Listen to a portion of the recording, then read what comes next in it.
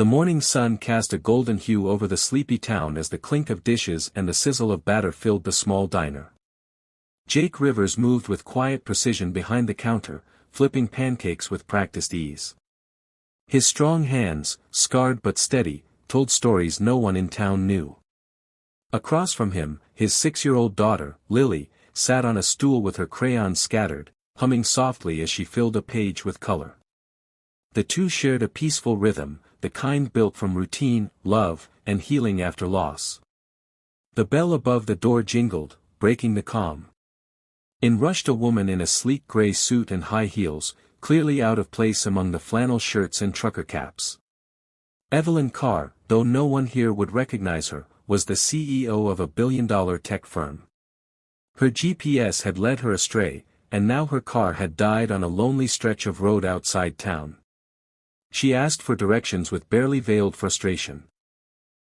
Jake looked up, sensing more than just impatience in her tone. He stepped out from behind the counter, offering calm instructions and a thermos of hot coffee. There was something in his eyes, quiet strength, kindness without expectation. Evelyn hesitated, then accepted with a surprised, "Thank you." As she left, Lily tugged on Jake's sleeve. "Daddy," she whispered, "that lady looked scared, not just lost." Jake's smile faded slightly. He watched the car disappear, a strange feeling stirring deep inside.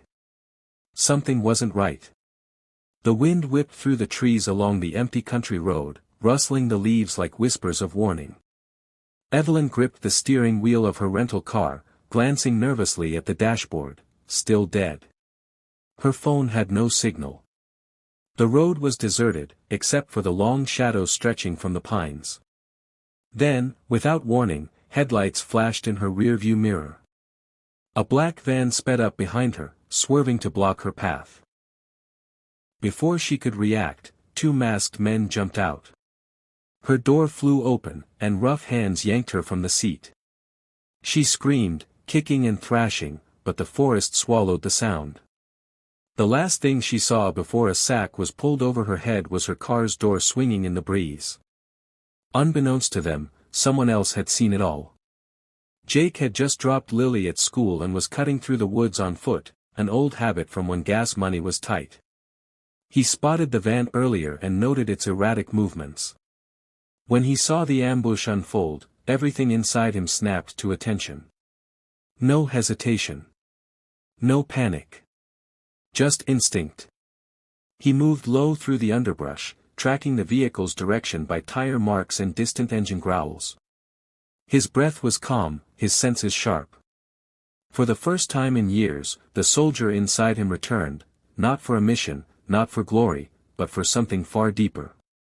A woman needed help. And though she didn't know it yet, her only hope was a quiet man with a past he tried to forget. The warehouse loomed like a forgotten relic, tucked deep in the woods, windows boarded, silence pressing heavy against its rusted walls.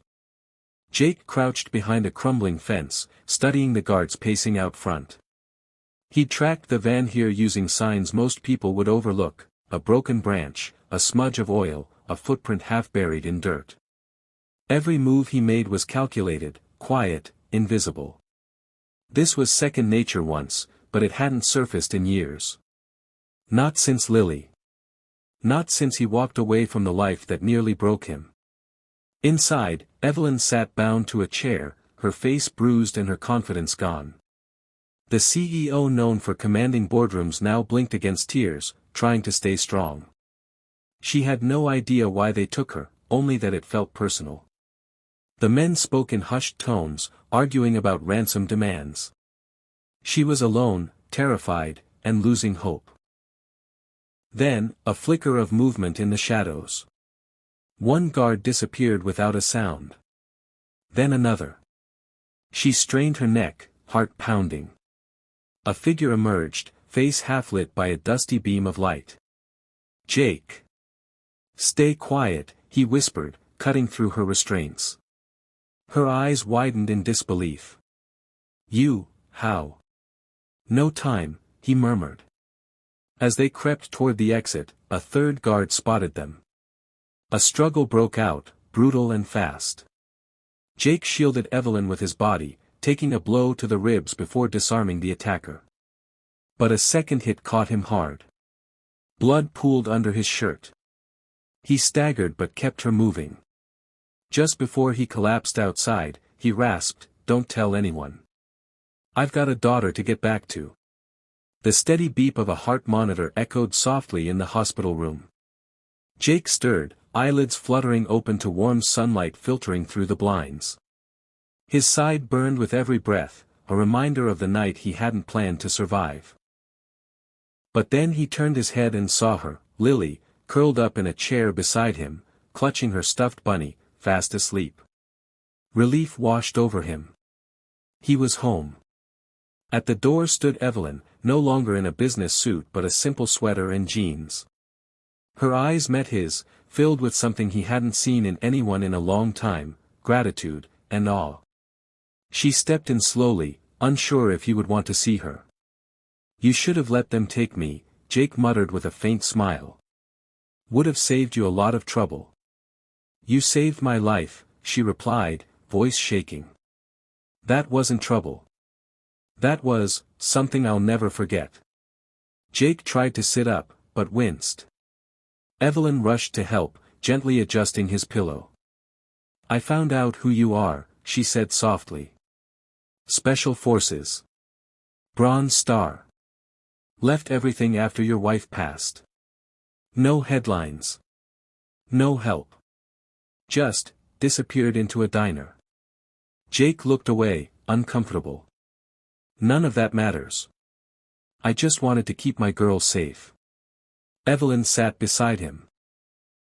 "You didn't ask for anything. You risked everything for someone you barely knew." He looked at Lily, then back at her. "Kindness isn't a currency. It's who we are, or who we choose to be." Tears welled in Evelyn's eyes. Something in her changed that moment. Forever. 6 months later, laughter echoed through the garden of the Carr Foundation Learning Center. Children ran across the sun-dappled lawn, their voices bright, their futures wide open. Jake stood near the edge of the playground, watching Lily race another girl up a hill, her face lit with joy he hadn't seen since her mother passed. She was thriving here, at a school he could never have afforded on his own. Now, she belonged. Beside him, Evelyn walked up with a clipboard tucked under one arm, her business persona softer these days, more human. "The self-defense program you built. It's saving lives already," she said, smiling.